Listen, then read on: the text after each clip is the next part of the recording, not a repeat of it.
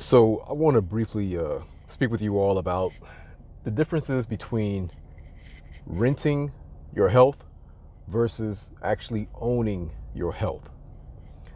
And what I mean by renting your health is that, for the most part, we've been taught that being healthy really comes down to the metrics that you're able to achieve. And by metrics, I'm talking about blood pressure. Is it higher than 140 over 80? Um, Blood sugar, is it higher than 120, 140 after eating, 2 hours post eating? Your A1C, is it higher than 6.5? Your cholesterol, and the list goes on and on and on and on. And we've been trained that if you're able to get those numbers back down into this tight range that the medical establishment has established for you, you are considered to be healthy, or you are healthy in that area. And I challenge that because for people who are obsessed with metrics, they will get it to those numbers essentially by any means necessary, and that includes using medications. And so you have to understand that medications are essentially chemicals that go in and alter the physiology of the body. This can be something such as blocking a receptor, like we see that in beta blockers. This can be something such as inhibiting certain enzymes. This can be something such as forcing the body to excrete what they call quote unquote excess fluid. This can be something that will decrease certain levels, and the list goes on and on and on. But nonetheless, the work is actually being done by the chemical that you have ingested that we call a medication. That's a huge difference versus changes that occur in the body that happens over time because you actually ate differently or you ate healthier. And so when you are able to control your metrics via chemicals, via medications, you have to understand that you don't own those results. You are renting those results.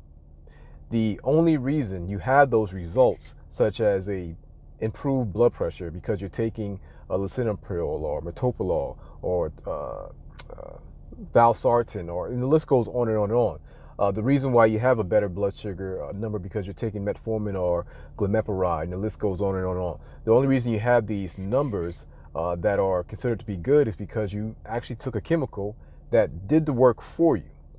Now you have to also understand that you don't own those numbers, or you don't own that result, because the moment you stop taking that medication, the day you don't take that medication, and some people it may be 2 or 3 days, nonetheless, when you don't take those medications that you have relied on to get those numbers will now go away, and your true numbers will be reflected. And for many of you, that blood pressure number that was being artificially decreased with medication to a number of 130 over 75 may now go back to its natural and real number, which is a 150 over 90. And here lies the problem, because you may be thinking that you're doing better and that you're healthy because you are relying on a medication. However, what I want you to know is that that number only exists as long as you continuously rely on that medication, only as long as you continuously take that medication. And the reason is because you don't actually own that result. You are renting that result. You are leasing that result. The result truly belongs to the medication itself, because the medication is the one that did the work. The only time that you actually own the results that you get from health is when you actually do the work. And so with decreasing blood pressure or blood sugar, in order for someone to actually start to decrease their blood sugar or blood pressure, they have to actually start to do work on a daily basis. This work has a wide range. It can be something such as cutting out all sodas and juices and consuming water only. That is work, because it takes discipline, and it takes you having to be determined to improve your overall health on a daily basis. However, the water will now hydrate your body. versus what the soda and juices were doing, which is actually dehydrating your body. But not only that, they were also demineralizing your body, because in order for your body to break down the high amounts of carbohydrates, sugars that are coming from that soda or juice, a lot of minerals need to be stripped from your mineral reserve in order to break down that food, in order to deal with the inflammation that was caused by that rapid spike in glucose. And so the sugar, the juice, the soda that you were taking in, and this is for food as well, but the things you were taking in was detrimental on two parts. It was detrimental in the fact that it's going to make you increase your weight, increase your blood sugar, increase your blood pressure. It's also going to increase the inflammation in your body, but it's also going to be decreasing the amount of vitamins and minerals, because in many cases, in order to break down those items, or to actually store and get rid of those items, it needs minerals and vitamins to do that.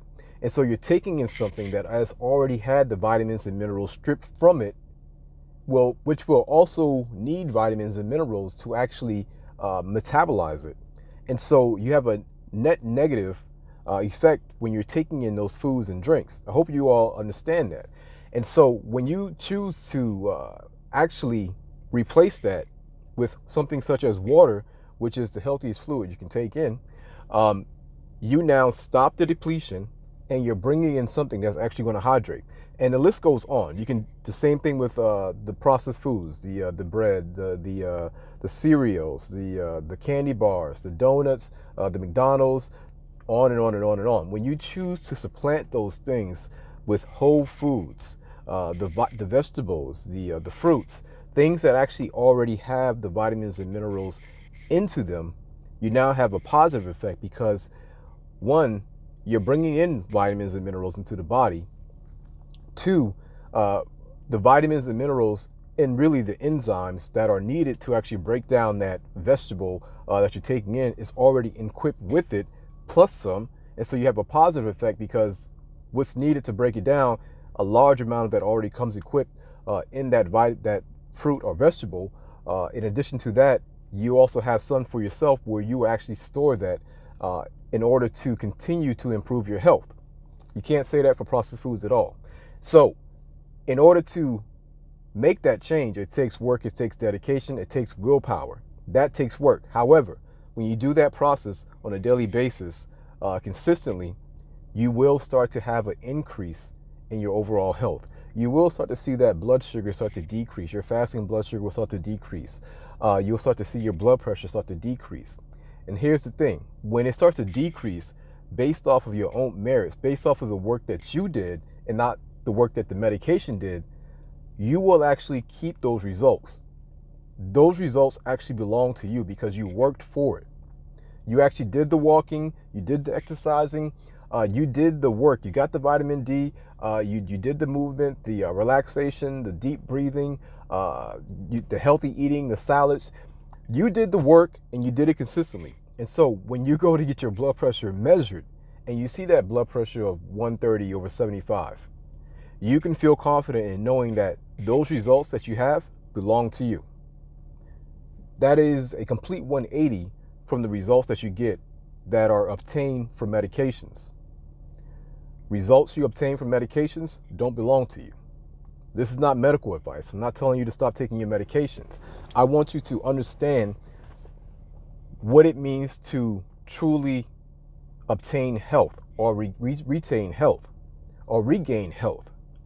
If those results truly belong to you, then you would be able to stop taking those medications, and the results will still be there. Now, since we know that for many of you, you already know that that's the situation. You already know that if you stop taking certain medications, your numbers will go right back up. You now have to ask yourself, well, if these numbers go right back to where they were at, what was going on the whole entire time? Like, what were these medications really doing? Because how can you say that the medications were improving your health if you stop relying on them, and your blood pressure, your blood sugar, or whatever it was goes right back to where it's at? They weren't doing anything of substance. What they were doing was, it's called essentially what you were getting was a symbolic victory. You felt good because your numbers met the range that, the medical system said you should have and your doctor said you should have, and your doctor was happy with it, and you were in that range. However, once again, you don't own it and it's not real. And this is not me just saying that. You can go look at the nnt.com and you can see the rates of mortality and morbidity as far as those who are taking things such as blood pressure medications, anti-diabetic medications, and the overall decrease in the mortality rates and morbidity as far as going on to that outcome that everyone's afraid of, such as stroke, heart attack, kidney failure, amputation, gangrene, the list goes on and on and on. The true way to avoid those things is to actually take control of your health by doing the work. The work is eating healthy. The work is exercising. The work is abstaining from the processed foods, abstaining from the soda, abstaining from the cigarettes. The work is getting sufficient amount of vitamin D. The work is getting fresh air, deep breathing, actually living life, having fun, laughing with family. That is the work. And it's work. It's not easy. It's not as simple as just taking a pill. But if you look in life, if you look at any aspect of life, anything worth having is worth working for. Think about the things that you have in life right now that you value so much. How'd you get it? Did you get it because somebody just sat it in your lap? No, usually we tend not to value things that are easy to achieve or easy to get. And so the things that you have in life, you probably had to work for, whether it be your degree or whether it be the vehicle you just bought or the house you just bought, the money in your account, like whatever it is. If you had to actually work for it, you value it. And it's the same thing with your health. If you're not working for that 120/80 because all you got to do is just take a medication, well, you're more likely to continue to eat the same way that you were eating that got you the high blood pressure diagnosis in the first place. However, if you have come a long way, you put in literal sweat equity, you put literal sweat equity into decreasing the weight and decreasing your blood pressure and decreasing your blood sugar, and you see your results after 30 days, after 60 days, and you're incredibly happy with it, you are way more likely to value the results you got from that, and you are way more likely to stay away from the food because you don't want to go back there because you know how hard it took to get to that point. So I hope you all understand this concept that I came up with as far as renting health versus owning health. Are you a renter or are you an owner when it comes to health? Because in my opinion, this is what truly matters when it comes down to the conversation of renting and ownership overall. I own me, I own my health, and so it matters to me the most as far as the status of my health, the value of my health. All right, so hope you all appreciate the video. Hope you all got some value from it. If you did, make sure to hit the like button, make sure to share the video, and I'm gonna holler at y'all later. All right, peace.